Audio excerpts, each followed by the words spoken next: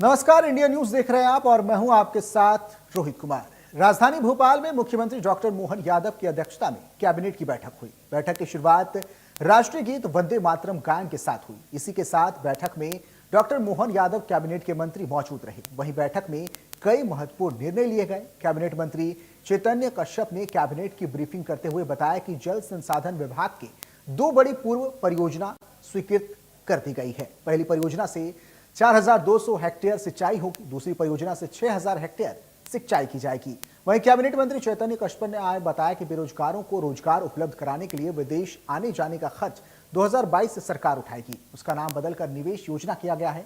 पिछड़ा वर्ग के युवाओं को इसका फायदा मिलेगा। इस योजना ने पहले युवाओं को जापान भेजा था, अब युवा किसी भी देश में जाना चाहते हैं तो उसके आने जाने का खर्च अब सरकार उठाएगी।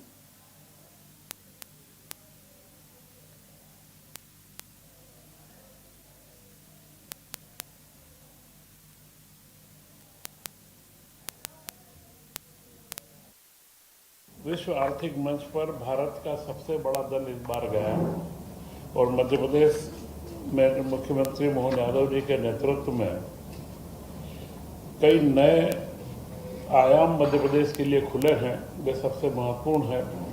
वे स्पेस टेक नीति में हो, चाहे हमारे सर्वर के अंदर हो, गूगल से, एनवीडिया से, लॉजिकल पार्क के लिए, ऐसे कई विभिन्न आयामों में जो पिछले 2-3 सालों से एक माहौल बनाया गया है निवेश का मध्य प्रदेश में, और निवेश के अंदर हम मध्य प्रदेश को डेस्टिनेशन बनाने में सफल भी हुए हैं।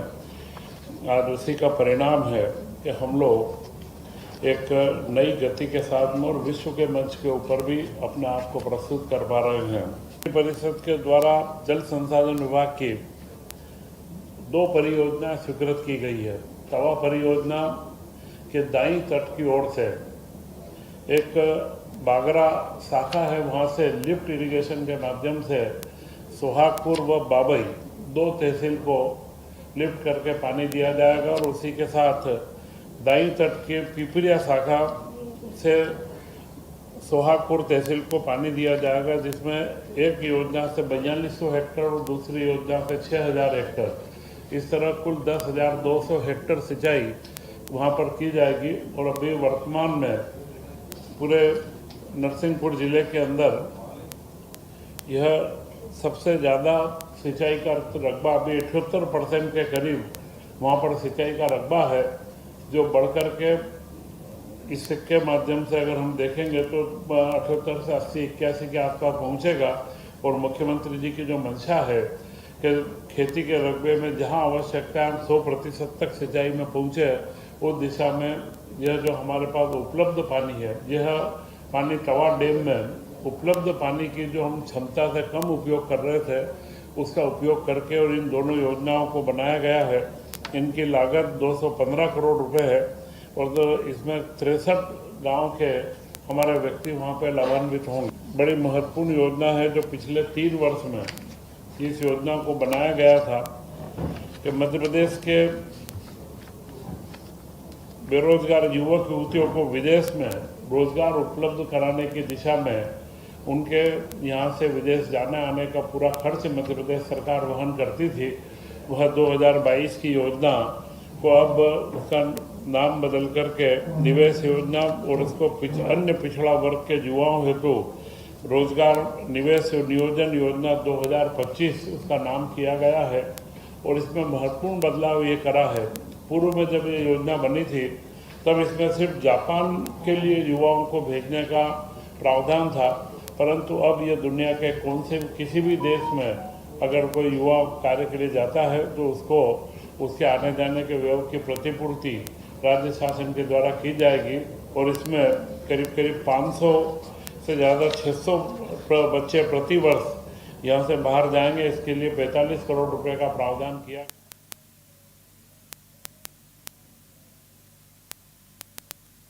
तो जीएफएक्स के माध्यम से आपको समझाने की कोशिश करते हैं। डॉक्टर मोहन यादव की अध्यक्षता में अहम कैबिनेट बैठक हुई। इस बैठक में कई अहम मुद्दों पर चर्चा हुई। सिंचाई से जुड़ी 2 परियोजनाओं को मंजूरी दी गई है, तो वहीं पहली परियोजना से 4200 हेक्टेयर सिंचाई होगी, तो वहीं दूसरी परियोजना से 6000 हेक्टेयर सिंचाई की जाएगी।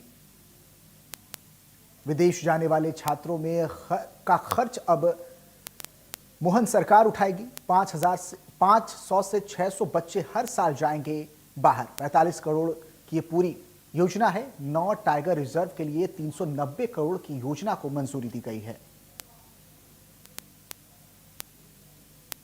इसके साथ ही अन्य विभागों की 15 योजनाओं को भी मंजूरी मिली है। मुख्यमंत्री कृषक फसल उपार्जन योजना को भी मंजूरी दी गई है। केंद्र से योजना के लिए 500 करोड़ रुपए मिलते हैं। राजस्व विभाग में कार्यालय और भवन निर्माण की भी मंजूरी दी गई है।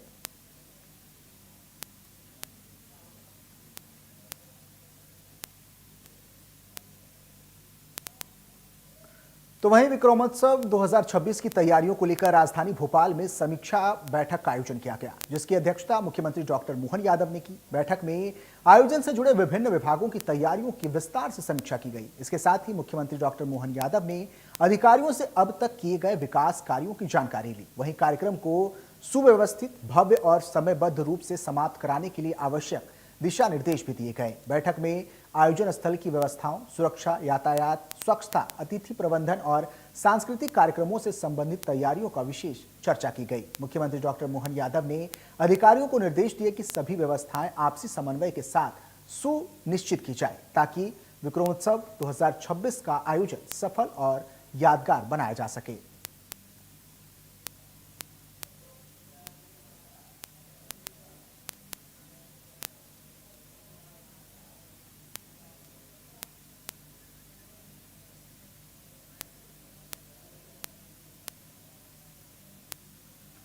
तो वहीं मध्य प्रदेश की विजनरी मुख्यमंत्री डॉक्टर मोहन यादव के नेतृत्व में आए दिन नए नए आयाम गढ़े जा रहे हैं। और इसी कड़ी में आज मुख्यमंत्री डॉक्टर मोहन यादव की उपस्थिति में समत्व भवन में आज 4000 मेगावाट बिजली की आपूर्ति के लिए एक महत्वपूर्ण पावर सप्लाई एग्रीमेंट पर हस्ताक्षर किए गए।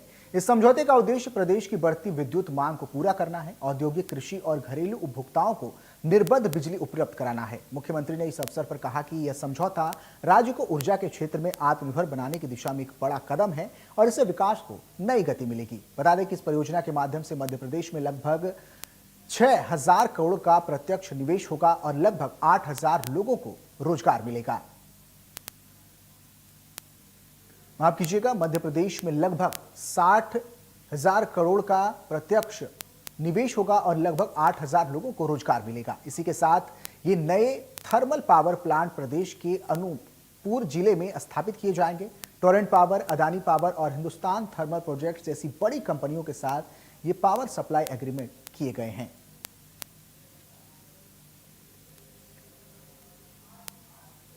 तो इसे लेकर मुख्यमंत्री मोहन यादव ने एक्स पर पोस्ट भी किया। उन्होंने लिखा कि ऊर्जा क्षेत्र में मध्य प्रदेश नए प्रतिमान स्थापित कर रहा है। आज भोपाल निवास में 4000 मेगावाट बिजली के पावर सप्लाई एग्रीमेंट पर हस्ताक्षर हुए। यह पहल प्रदेश में लगभग 60,000 करोड़ रुपए का प्रत्यक्ष निवेश आएगा और 8000 से अधिक लोगों को रोजगार मिलेगा। DBFOO मॉडल पर अनूपपुर नए विद्युत संयंत्रों में राज्य की बढ़ती ऊर्जा आवश्यकताओं की पूर्ति के साथ ही औद्योगिक विकास को भी नई गति मिलेगी।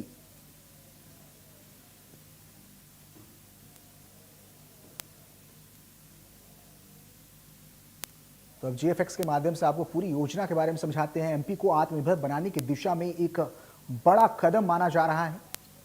CM मोहन यादव की तरफ से एक बड़ी इनिशिएटिव की जा रही है। MP में आएगा अब 60,000 करोड़ का निवेश। 4000 मेगावाट के लगेंगे 3 नए बिजली plant. Adani, Torrent, Hindustan thermal projects के साथ अनुबंधन पर हस्ताक्षर किए गए हैं। मुख्यमंत्री डॉक्टर मोहन यादव की उपस्थिति में यह हस्ताक्षर किया गया है। अनूपपुर जिले में लगाए जाएंगे सभी पावर प्लांट। इसके साथ ही पावर प्लांट से 8000 स्थानीय लोगों को रोजगार मिलने की उम्मीद जताई जा रही है। 2030 में MP को मिलनी शुरू हो जाएगी नई बिजली।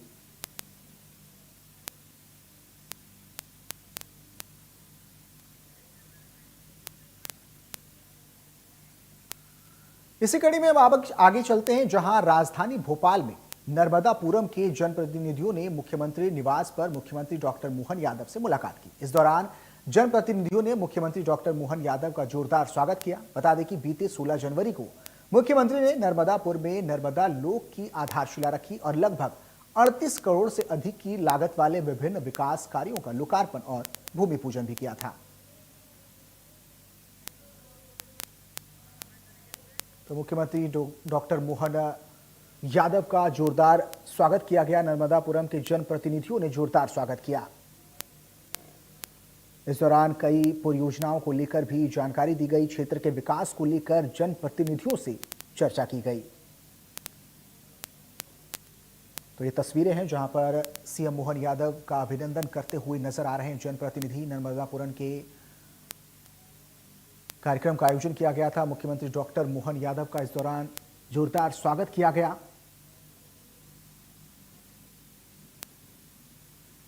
क्षेत्र के विकास को लेकर जनप्रतिनिधियों से चर्चा भी की गई। 16 जनवरी को सीएम ने नर्मदापुरम को बड़ी सौगात दी थी। इसी कड़ी में नर्मदापुरम के जनप्रतिनिधियों से सीएम मोहन यादव ने मुलाकात की। इस दौरान सीएम मोहन यादव का जनप्रतिनिधियों ने जोरदार स्वागत किया, उनका अभिनंदन किया।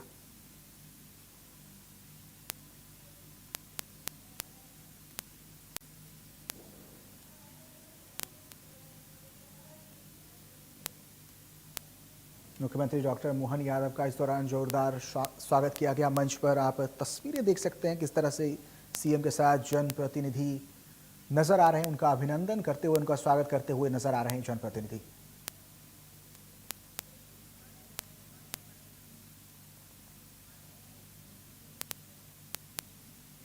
तो इस खास पेशकश में फिलहाल इतना ही। खबरों का सिलसिला आगे जारी रहेगा। नमस्कार।